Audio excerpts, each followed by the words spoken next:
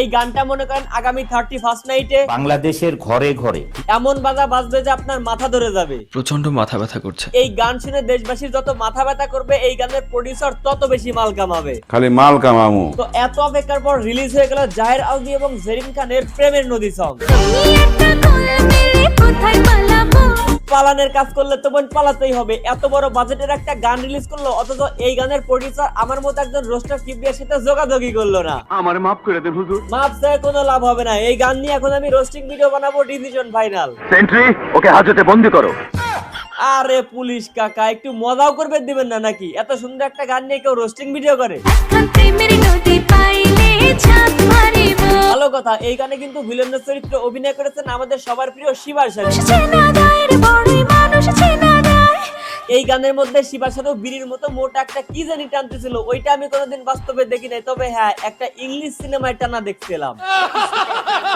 আমি হচ্ছি ভাই বিনোদন পাবলিক, বিনোদন টাইপের ভিডিও বানাবো, এটাই স্বাভাবিক। দয়া করে এই ভিডিওর মধ্যে আপনারা কোনোভাবে ধর্ম কেটে আনবেন না, এসব আমার ভালো লাগে না। তথ্যসূত্র মতে নাট্য অভিনেতা জাহের আলভীর এটা জীবনের প্রথম মিউজিক ভিডিও ছিল, যেখানে তার লুকটা ছিল রিসেন্টলি শাকিব খানের সোলজার মুভি লুকের মতো। এইটা নিয়ে কিন্তু বিগত কয়েকদিনে সোশ্যাল মিডিয়াতে অনেক রকমের কন্ট্রোভার্সি হয়েছে, কিন্তু ওইগুলাকে আমি ইগনোর করে আমার মূল ফোকাসে ছিল এই গানটা, যেটা হাজারো প্রতীক্ষার পর গতকালকে মুক্তি পেয়েছে।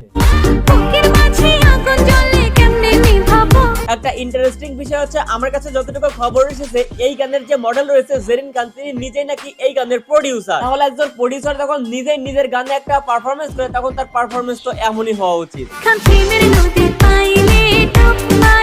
অল্প বয়সী মেয়ে এত সাহস নিয়ে এত টাকা পয়সা খরচ করে একটা মিউজিক ভিডিও করলো শুধুমাত্র ইউটিউবের জন্য। আবার মনে করেন সেই মিউজিক ভিডিওতে তার পারফরমেন্স নিয়ে কোনো কথাই নাই। মনে করেন যে 10-এর মধ্যে তাকে কত দেওয়া যায় বলেন তো? আপনি 10-এ 10 পাইছেন। এই গানের মধ্যে শিবা শানু ভাইয়ের কোনো দরকারই নেই, কিন্তু উনি হয়তো গানের বাজেট এবং সেটের যে সমস্ত কোয়ালিটি, এইগুলোর কথা চিন্তা ভাবনাই করে উনি গানটাতে অভিনয় করার জন্য রাজি হয়ে গেছেন।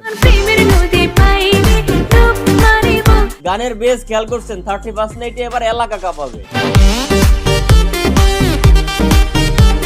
আচ্ছা, বলতে ভুলেই গিয়েছিলাম, এই গানে কণ্ঠ দিয়েছেন আমাদের বাংলাদেশের লেডি সুপারস্টার সিঙ্গার কনা এবং ওভার বাংলার জনপ্রিয় মানে সুপারস্টার সিঙ্গার আকাশ সেন।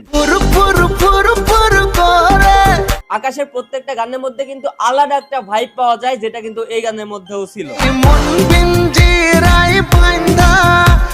এখন আমার কথা হচ্ছে, গানের যে লিরিক্স, টিউন, মিউজিক এবং সেটার পারফরমেন্স সবকিছু মিলে তো এই গানটা 100% ভাইরাল হবে, এটা আমি কনফার্ম।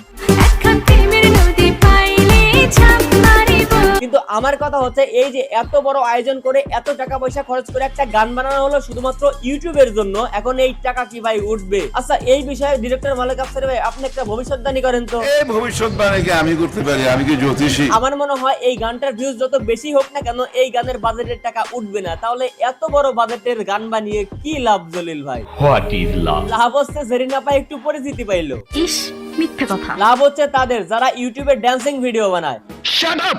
লাভ হচ্ছে তাদের যারা এবার 31st নাইটে বক্সে এই গান বাজিয়ে এলাকা কাঁপাবে। আপনার বুদ্ধি ভালো। বুদ্ধি তাই না? যখন পুলিশ এসে পাথার মধ্যে গরম সিদ্ধ ডিম দেবে, তখন এইভাবে চিৎকার করতে হবে। তবে যাই হোক, আমাদের বর্তমানে বাংলাদেশের মিডিয়া ইন্ডাস্ট্রির প্রেক্ষাপটে এরকম কাজের দরকার আছে, আর এরকম কাজের মাধ্যমে কিন্তু বিশ্ব দরবারে বাংলাদেশকে একভাবে রিপ্রেজেন্ট করা যায়। কাকিমা আগেই বলেছি, এত বেশি বোঝা যাবে না, বেশি বুঝলে নিচে ক্লিক করে সাবস্ক্রাইব করেন। না না, এসবের কোনো প্রয়োজন নেই। ঠিক আছে, তাহলে আজকের ভিডিও পর্যন্তই। ভিডিও কেমন লাগলো কমেন্ট করেন, ভালো লাগলে লাইক করেন, পেজ হলো ফলো করেন, আর ইউটিউব চ্যানেলকে সাবস্ক্রাইব করেন।